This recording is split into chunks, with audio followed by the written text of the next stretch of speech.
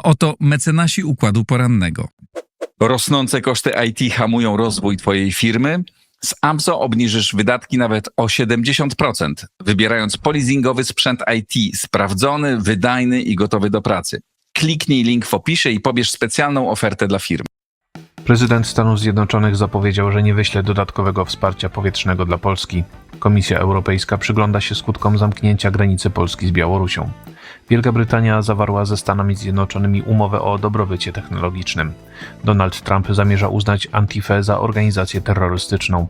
Kilkaset tysięcy osób protestowało przeciwko cięciom budżetowym we Francji.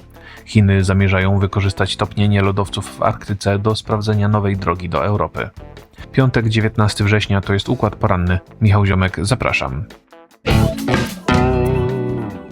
Prezydent Stanów Zjednoczonych Donald Trump nie wyśle dodatkowego wsparcia powietrznego dla Polski. W rozmowie z telewizją Fox News nie chciał też rozstrzygnąć, czy naruszenie polskiej przestrzeni powietrznej było celowe. W związku z wydarzeniami sprzed ponad tygodnia część państw Sojuszu Północnoatlantyckiego zapowiedziała wysłanie do Polski dodatkowych samolotów i śmigłowców. Mają one pomóc w ochronie polskiej przestrzeni powietrznej przed możliwymi rosyjskimi prowokacjami. W tym kontekście o dodatkowe wsparcie był pytany amerykański prezydent. Trump w rozmowie z Fox News stwierdził, że nie wyśle do Polski dodatkowych sił powietrznych lub systemów rakietowych Patriot. Stany Zjednoczone mają wspierać Polskę głównie w zakresie wymiany informacji wywiadowczych. Mówiąc o zapewnieniu Polsce bezpieczeństwa, Trump miał na myśli sytuację już po zakończeniu wojny na Ukrainie. Wówczas Ameryka ma pomóc w zagwarantowaniu pokoju. Polityk Partii Republikańskiej nie chciał odpowiedzieć, czy naruszenie polskiej przestrzeni powietrznej było celowym atakiem czy pomyłką. W jego opinii dronów nie powinno tam być, ale podobno zostały wyłączone. Ten sposób unieszkodliwienia bezzałogowych statków powietrznych ma zdaniem Trumpa powodować, że spadają wszędzie i być może tak było w tym wypadku. Przed emisją wywiadu Departament Stanu USA zatwierdził sprzedaż Polsce 2,5 tysiąca pocisków przeciwpancernych Javelin oraz 253 wyrzutni. Wartość transakcji jest szacowana na około $780 milionów. Potencjalna umowa przewiduje przeprowadzenie niezbędnych szkoleń i zapewnienie przez Amerykanów zapasu części zamiennych. Komisja Europejska uważnie przygląda się skutkom zamknięcia granicy z Polską i Białorusią. Decyzja rządu Donalda Tuska oznacza wstrzymanie ruchu na szlaku transportowym łączącym Unię Europejską z Chińską Republiką Ludową. Cytowany przez telewizję Euronews zastępca rzecznika Komisji Europejskiej Olof Gill powiedział, że kwestia ta znalazła się w obszarze zainteresowania najważniejszego unijnego organu wykonawczego. Zarazem w jego opinii jest zbyt wcześnie, żeby wchodzić w szczegóły sprawy. Gill podkreślił, że zamknięcie polsko-białoruskiej granicy jest równoznaczne ze wstrzymaniem ruchu kolejowego. To wpływa bezpośrednio na europejsko-chińską wymianę handlową, dlatego Bruksela znajduje się w stałym kontakcie z Warszawą. W ubiegłym tygodniu premier Tusk ogłosił czasowe zamknięcie granicy Polski z Białorusią, uzasadniając ten krok względami bezpieczeństwa. Przez kilka dni na białoruskim terytorium odbywała się część ćwiczeń Zapad 2025, w których wzięło udział białoruskie oraz rosyjskie wojsko. Minister spraw zagranicznych Radosław Sikorski zapowiedział, że mimo ich zakończenia granica nie zostanie otwarta. Według dziennikarzy Euronews wstrzymanie ruchu kolejowego ma bezpośredni wpływ na wymianę handlową wartą 25 miliardów euro. W ubiegłym roku relacje gospodarcze pomiędzy Unią Europejską i Chińską Republiką Ludową były warte 732 miliardy euro. Większość wymiany towarowej obsługiwana jest drogą morską.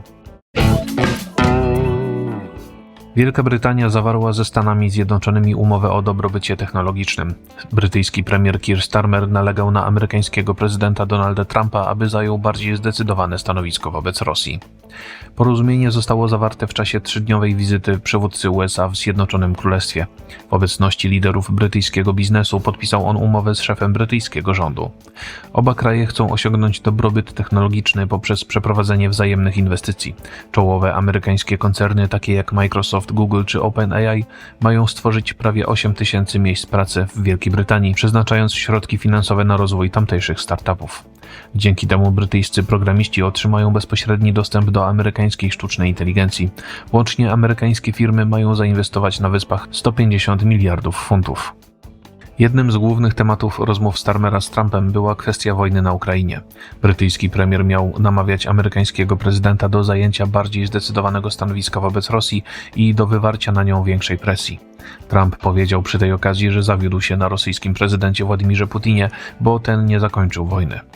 Zdaniem telewizji Sky News premier Zjednoczonego Królestwa podczas wizyty prezydenta USA nie osiągnął wiele poza podpisaniem wspomnianej umowy technologicznej. Starmerowi nie udało się doprowadzić do obniżenia ceł nałożonych przez Stany Zjednoczone, ani też przekonać Trumpa do zmiany stanowiska w sprawie konfliktu na Ukrainie.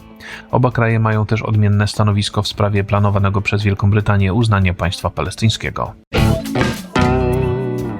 Prezydent Stanów Zjednoczonych Donald Trump zapowiedział uznanie Antify za organizację terrorystyczną.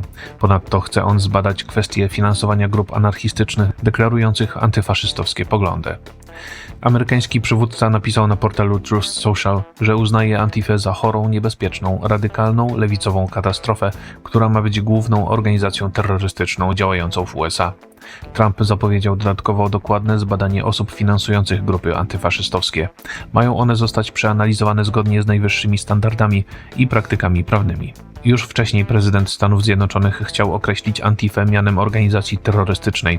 Mówił o tym m.in. 5 lat temu przy okazji zamieszek towarzyszących śmierci George'a Floyda. Portal Politico zauważa, że nie wiadomo, czy amerykańska głowa państwa rzeczywiście może podjąć tego rodzaju decyzje. Były dyrektor Federalnego Biura Śledczego FBI Christopher Wray mówił kilka lat temu podczas przesłuchania w Kongresie USA, że Antifa jest ruchem lub ideologią, ale nie formalną organizacją. Obecnie na liście grup uznawanych za terrorystyczne przez Departament Stanu USA widnieje 219 podmiotów. Trump wraz ze swoim politycznym zapleczem obwinia radykalną lewicę za zastrzelenie na kampusie Uniwersytetu w Utah prawicowego publicysty Charlesa Kirka. Śledczy ujawnili, że po zamachu podejrzany o jego przeprowadzenie Tyler Robinson wysłał wiadomość SMS sugerującą, iż zabił youtubera za jego polityczne poglądy. Kilkaset tysięcy osób protestowało w całej Francji przeciwko planowanym cięciom budżetowym. Strajk w tej sprawie przeprowadziły największe związki zawodowe. Francuskie Ministerstwo Spraw Wewnętrznych poinformowało, że łącznie w demonstracjach wzięło udział blisko 500 000 osób. W samym Paryżu na ulice miasta wyszło około 50 000 protestujących.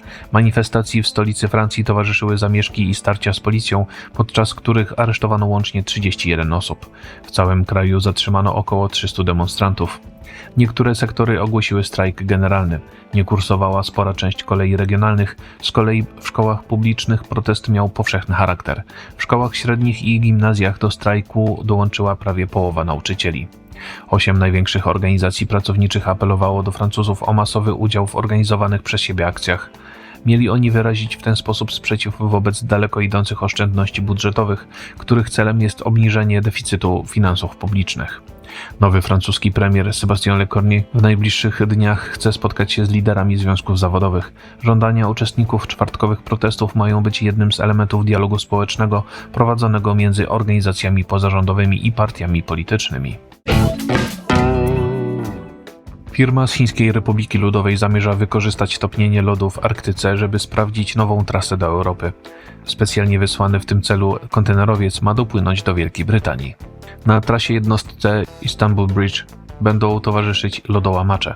Podróż potrwa przez 18 dni, a kontenerowiec przepłynie wzdłuż północnego wybrzeża Rosji. Celem misji statku wysłanego przez jedną z chińskich firm nie jest jednorazowy rejs, ponieważ według portalu Politico realizowano już podobne projekty.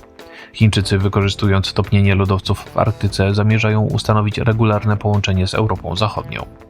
Wypowiadający się dla witryny Malte Humpert z amerykańskiego Arctic Institute podkreśla, że region arktyczny staje się coraz bardziej otwarty. Jeszcze 20 lat temu była ona zamarznięta, ale teraz z powodu zmian klimatycznych cieszy się rosnącym zainteresowaniem, między innymi jako nowy szlak transportowy. Topnienie lodu zmienia tym samym całą mapę geopolityczną. Wcześniej na przykład pozwoliło ono Rosji na eksploatację znajdujących się w Arktyce złóż ropy naftowej i gazu ziemnego. Przynajmniej na razie państwo środka nie może liczyć na wielkie korzyści z nowego szlaku handlowego. Jego eksploatacja może odpowiadać jedynie za 1% całkowitej wartości wymiany handlowej między Chinami i Europą Północną. Sytuacja zmieniłaby się, gdyby transport przez Arktykę wiązał się ze zwiększeniem przepustowości i skróceniem czasu podróży kontenerowców. Informacje przygotował Maurycy Mietelski, nadzór redakcyjny Igor Jankę.